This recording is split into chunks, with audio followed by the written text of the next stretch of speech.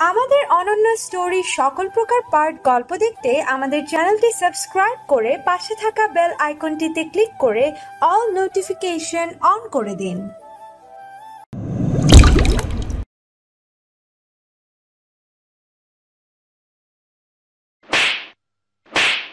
বাসর রাতে বইয়ের গালে কষে একটা থাপ্পড় বসালো শিয়াব। একটু আগেই তার ফেসবুকে একটি ছবি আসে একটা অপরিচিত আইডি থেকে। তার সদ্য বিবাহিত স্ত্রীকে অন্য এক পুরুষের বুকে মাথা রাখতে দেখে নিজেকে সামলাতে পারল না শিয়াব। পারিবারিকভাবে বিয়েটা হলো, নিশির সাথে একবার দেখা হয়েছিল তার। সেদিনও নিশি বলেনি তার অন্য কারোর সাথে সম্পর্ক আছে। অন্য কারোর সাথে এতটা গভীর সম্পর্ক থাকার পরও তাকে কেন বিয়ে করলো নিশি? এক জায়গায় স্থির হয়ে দাঁড়িয়ে আছে শিয়াব, দিকে নিচের দিকে তাকিয়ে আছে নিশি। বিয়ের প্রথম রাতে স্বামীর কাছে এমন একটা ব্যবহার কোনো মেয়েই আশা করে না। এদিকে নিশিকে চুপচাপ দেখতে পেয়ে মাথাটা আরও বিগড়ে গেল শিয়াবের। কেমন মেয়ে সে, জিজ্ঞেসও করছে না। এমন করার কারণ কি? নিশি সামান্য ঝুঁকে পায়ে ধরে সালাম করলো শিয়াবকে। শিয়াব অবাক হয়ে বলল, আমি তোমাকে মেরেছি আর তুমি আমাকে সালাম করছো? মিনমিনিয়ে স্বরে নিশি জবাব দিল, আমার মা বলেছে করতে। নিশির এমন আচরণ দেখে শিহাবের কি করা উচিত তা বুঝে উঠতে পারছে না। এই মেয়ে না করলো কোনো প্রতিবাদ, না আছে তার চোখে মুখে অপমানের ছাপ। ভালো করে লক্ষ্য করতে থাকলো সে নিশিকে। মেকআপের ছাপে শ্যামবর্ণ গায়ের রংখানা সাদা দেখাচ্ছে। বইয়ের সাজে অনেক বেশি সুন্দর লাগছে নিশিকে। একটা শোনা কথা আর সত্যিই হলো, শ্যামবর্ণ মেয়েদের বউ সাজে দারুণ লাগে। কিছুক্ষণ নিশির দিকে মুগ্ধ দৃষ্টিতে তাকানোর পরে চোখ সরিয়ে ফেলল শিয়াব। মনে পড়ে গেল তার ছবিটার কথা। সে নিশিকে কিছু জিজ্ঞেস করতে যাবে, ঠিক তখনই মেঝেতে লুটিয়ে পড়ল নিশি। এমন একটা ঘটনার জন্য প্রস্তুত ছিল না শিয়াব। নিশি জ্ঞান হারিয়ে ফেলেছে বুঝতে পেরে তাড়াহুড়ো করে ডাকতে লাগলো সে বাড়ির সকলকে। নিশির মা বড় মেয়ের রুমে বসে চোখের পানি ফেলছেন। পেছন থেকে তার ছোট মেয়ে বলে উঠল, আপু নেই তো কি হয়েছে, আমি আছি না। নিশির ছোট বোন হলো খুশি। ওনার সংসারটা স্বামী ও এক দুই মেয়ে নিয়েই সাজানো। আজ বড় মেয়ে এই বাড়ি ছেড়ে শ্বশুরবাড়ি গিয়েছে। এটা যেন মানতেই তার ইচ্ছেই করছে না, কিন্তু নিয়মটা তো এটাই। মেয়েরা যে বাপের বাড়িতে স্থায়ীভাবে থাকতে পারে না, চলে যেতে হয় অন্যের বাড়িতে। খুশি মায়ের পাশে এসে তার দু চোখের পানি মুছে দিয়ে বলল, শিয়া ভাইয়া ভালো মানুষ, আপুকে সুখে রাখবে।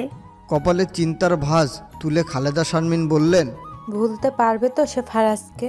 মাকে উভয় দিয়ে খুশি বলল, শিয়া ভাইয়া ভুলে দেবে সব, দেখিও তুমি। তাই যেন হয়। তাই হবে। মুখে এসব বললেও খুশির মনে রয়েছে তার বোনকে নিয়ে ভয়। ফারাজের প্রতি ভালোবাসা লুকাতে পারবে তো সে শিহাবের কাছে? জ্ঞান ফিরে আসার পরে বিছানার চারপাশে এতগুলো মানুষ দেখে বসে পড়ল নিশি। তার শাশুড়ি বকুল জান্নাত বলে উঠলেন, আমরা সবাই অনেক ঘাবড়ে গিয়েছিলাম, কিন্তু নিশি শান্ত স্বরে বলল, আমি ঠিক আছি। শিহাবের ছোট বোন আফসানা দুষ্ট একটা হাসি দিয়ে বলল, আমি তো অবাক, বিয়ের রাতেই খুশির সংবাদ পাবো ভেবেছি। আফসানার কথা শুনে ঘর ভর্তি মানুষ হেসে উঠল।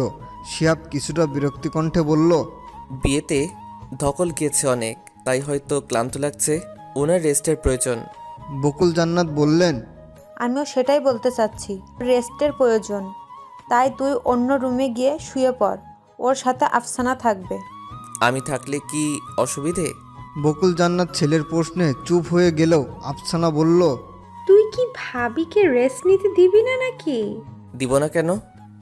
সেটা তোর উতলা দেখেই বোঝা যাচ্ছে। আবারও উচ্চ শব্দে সকলে হেসে উঠল। আফসানার উদ্দেশ্যে বকুল জান্নাত বলে উঠলেন, ও আফসু, বড়দের সামনে এত মজা করতে নেই। এদিকে মনে একগাদা প্রশ্ন জমাট করে ছটফট করছে শিয়াব। তার এসব প্রশ্নের উত্তর জানতে না পারা পর্যন্ত যেন শান্ত হবে না মনটা। তাকে দাঁড়িয়ে থাকতে দেখে বকুল জান্নাত বললেন, এখনো দাঁড়িয়ে আছিস কেন তুই? ড্রয়ার খুলে একটা টি শার্ট আর একটা প্যান্ট নিয়ে বেরিয়ে যাচ্ছে শিয়াব। রুম থেকে বেরোনোর আগে তাকালো সে একবার নিশির দিকে। সকলের মাঝখানে তাকে রানীর মতো লাগছে, কিন্তু কে বলবে এই নিষ্পাপ চেহারার পেছনে অন্য একটি রূপ রয়েছে? এমন একটি মেয়েকে কখনো কি সে দিতে পারবে স্বীকৃতি? বিয়ে বাড়ি বিধায় অন্য কোনো রুম খালি নেই, কিন্তু শিয়াব ইচ্ছে করেই ছাদের মাঝে ছোট একটা চৌকি রাখা আছে। সেখানে শুয়ে কিছুক্ষণ আকাশপানে তাকিয়ে রইল সে। বিয়ের প্রথম রাত নিয়ে একটা ছেলের কতই স্বপ্ন না থাকে। শিহাবেরও এর ব্যতিক্রম ছিল না। সরকারি চাকরি করে সে, ভালোই বেতন পায়, মা বাবার পছন্দে বিয়ে করতে রাজি হয়। মা বাবা কি তার জন্য খারাপ কাউকে আনবে? তার ভাবনাটা এমনই ছিল, কিন্তু তার ভাবনাটা ভুল প্রমাণিত হলো। মোবাইলটা বের করে আইডিতে ঢুকে ছবিটা আবার দেখলো শিহাব।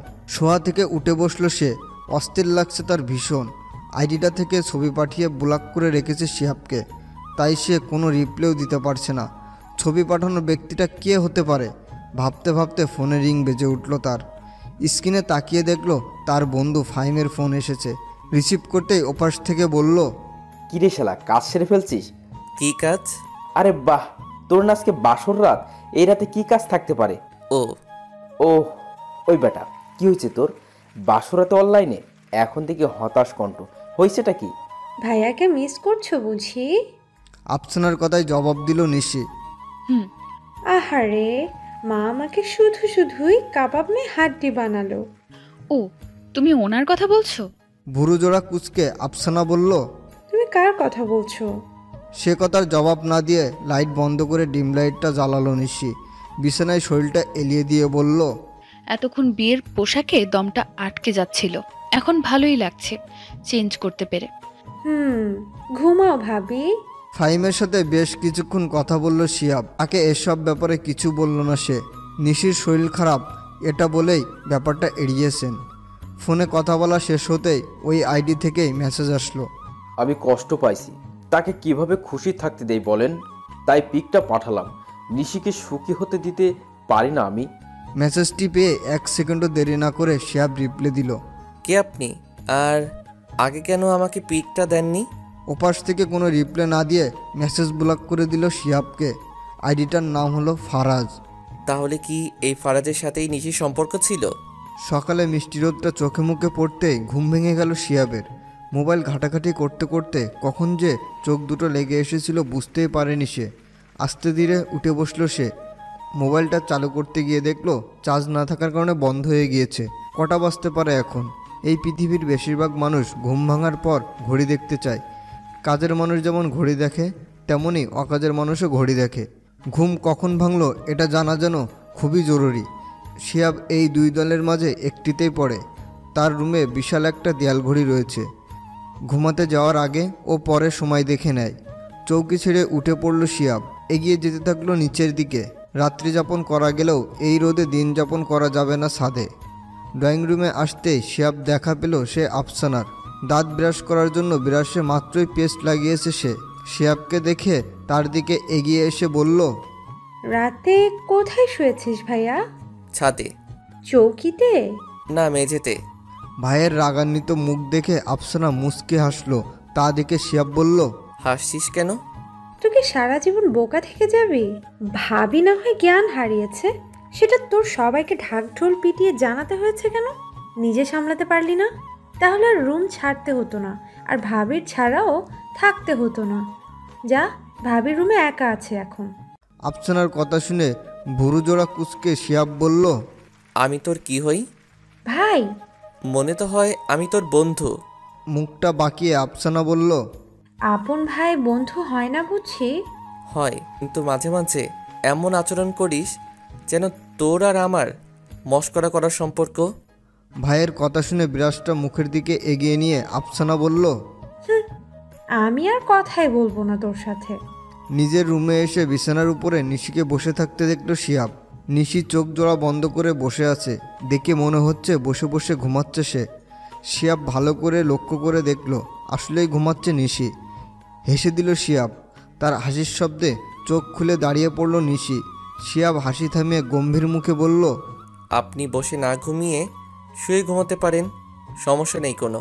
ঘুম ঘুম কণ্ঠে নিশি জবাব দিল, না, ঠিক আছে। আমি কি ওয়াশরুমটা এখন ইউজ করতে পারি? হুম। লাগেজ থেকে নিজের কাপড় আর তোয়ালে নিয়ে ওয়াশরুমের দিকে এগিয়ে গেল নিশি। এদিকে আনোয়ার হোসেন সকালের নাস্তায় একটি ডিম দিয়ে শুকনা রুটি খান।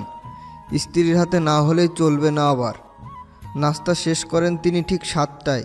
নাস্তা করার পর প্রায় আধা ঘন্টা ছাদে হাঁটাহাঁটি করেন। তারপর এসে বসেন তার লাইব্রেরি রুমে। চিনিবিহীন 1 কাপ চা, দুধ চা খেতে খেতে বই পড়েন তিনি। এই সময়টা একা থাকতে পছন্দ করেন, কথা সবারই জানা। তবুও আজ খালেদা শারমিন এসেছেন এই সময়ে। চেয়ারটা টেনে চুপচাপ আনোয়ার হোসেনের সামনে বসে আছেন তিনি। আনোয়ার হোসেন বইটা টেবিলের উপর রেখে স্ত্রীর উদ্দেশ্য করে বললেন, কিছু বলবে? পরে বললে চলবে না। না, তাহলে বলো শুনি। আমার অনেক চিন্তা হচ্ছে নিশিকে নিয়ে। কিসের চিন্তা? ওয়াদা করিয়েছি মেয়েটিকে যেন কারোর সামনে ফারাজের নামটাও উচ্চারণ না করে। বাধ্য করেছি বিয়ে করতে। এখন ওখানে কি চলছে তা ভেবে অস্থির লাগছে। গিয়ে দেখে আসলেই পারো। কাল বিয়ে হলো, আজ যাব, কেমন দেখায় না? ফোন দিয়ে দেখতে পারো নিশিকে। দিয়েছিলাম, বন্ধ পাচ্ছি।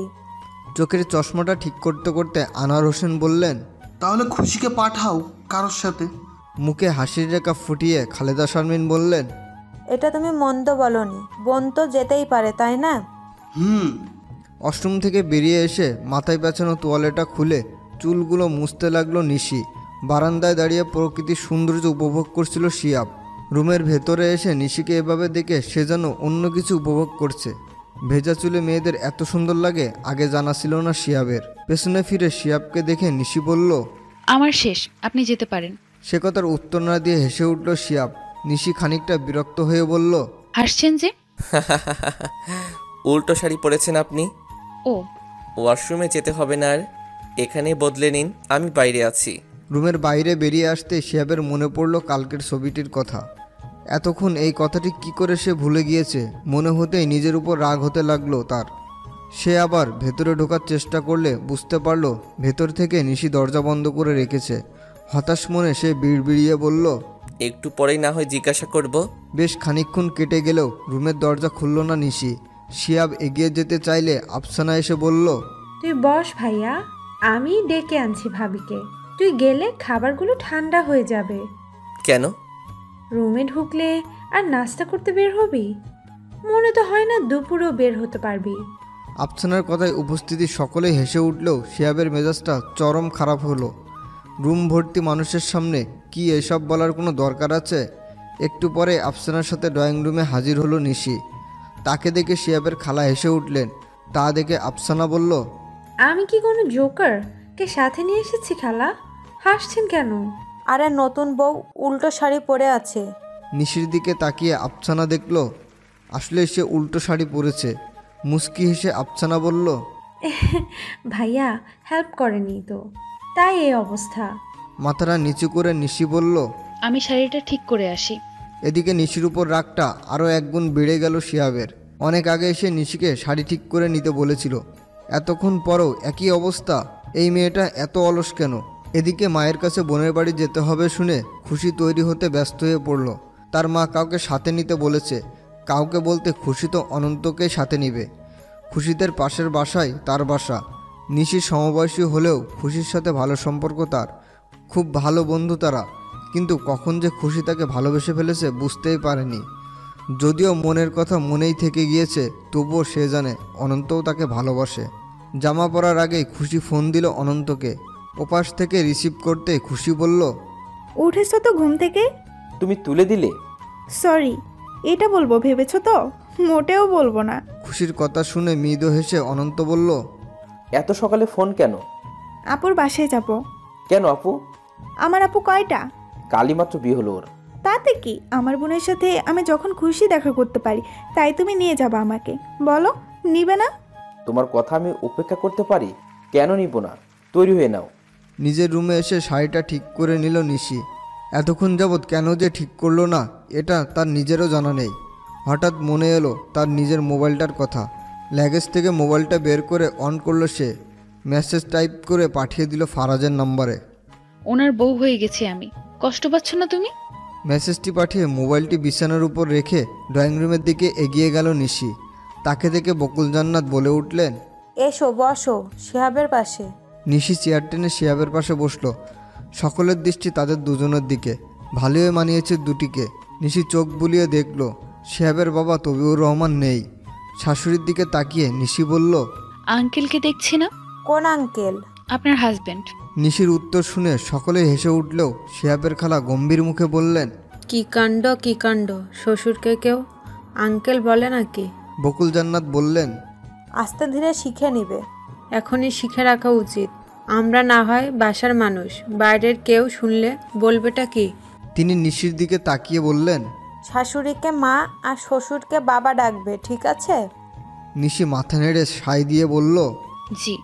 আফসানা মুখে দুষ্টু হাসির রেখা টেনে খালার দিকে তাকিয়ে প্রশ্ন করল, আর নিজের জামাইকে কি ডাকবে খালা? ভুরুজোড়া কুঁচকে তিনি জবাব দিলেন, অসভ্য মায়া একটা, চুপ করে খেয়ে নে।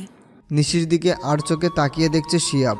মেয়েটির যে অন্য একটি রূপ আছে, ছবিটা না দেখলে সে বুঝতোই না। তার কি উচিত সকলের সামনে কথাটি প্রকাশ করা? নাস্তা সেরে খানিকক্ষণ সবার সাথে গল্পের আসরে মেতেছিল নিশি। যদিও সে চুপচাপ ছিল, তবুও সকলের আড্ডার মাঝে ভালোই সময় কাটাচ্ছে। বকুল জান্নাত বললেন,